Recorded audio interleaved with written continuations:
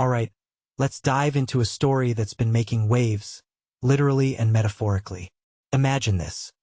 A boat capsizes near the Statue of Liberty, one of the most iconic symbols of freedom and hope, and in the chaos, a woman and her 5-month-old baby lose their lives.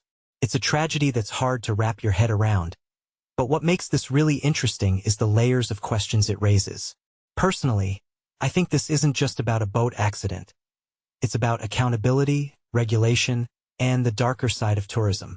First off, the captain was arrested and charged with reckless endangerment. Now, this immediately makes you wonder, what exactly went wrong? Was it a case of negligence, poor judgment, or something more systemic?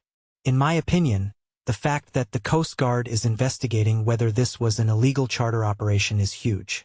What many people don't realize is that the tourism industry, especially around landmarks like the Statue of Liberty, can sometimes operate in a gray area. Unregulated boat tours, overcrowded vessels. These are risks that often fly under the radar until something catastrophic happens. If you take a step back and think about it, this tragedy could be a wake-up call for tighter oversight in an industry that thrives on attracting visitors. Another detail I find fascinating is the lack of information about the boat and its operator. Why hasn't more been released? Is it to protect the investigation, or is there something more to hide? From my perspective, transparency here is crucial.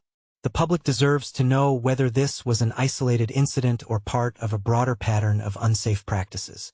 What this really suggests is that we might be scratching the surface of a much larger issue in how tourist activities are managed, especially in high-traffic areas like New York Harbor.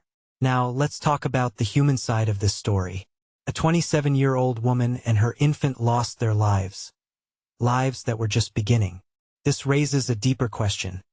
How do we balance the pursuit of profit with the safety of individuals? Boat tours around the Statue of Liberty are a popular way to experience the monument, but at what cost? Personally, I think we need to reevaluate how we prioritize safety in experiences that are marketed as once-in-a-lifetime.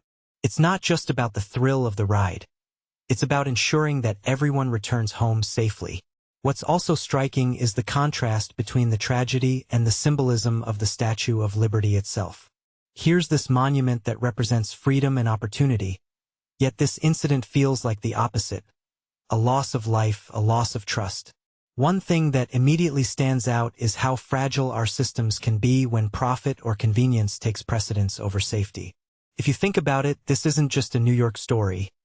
It's a global issue.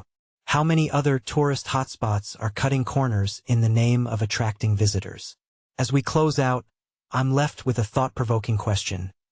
What does it take for us to learn from tragedies like this? Is it stricter regulations, better enforcement, or a shift in how we value human life over profit?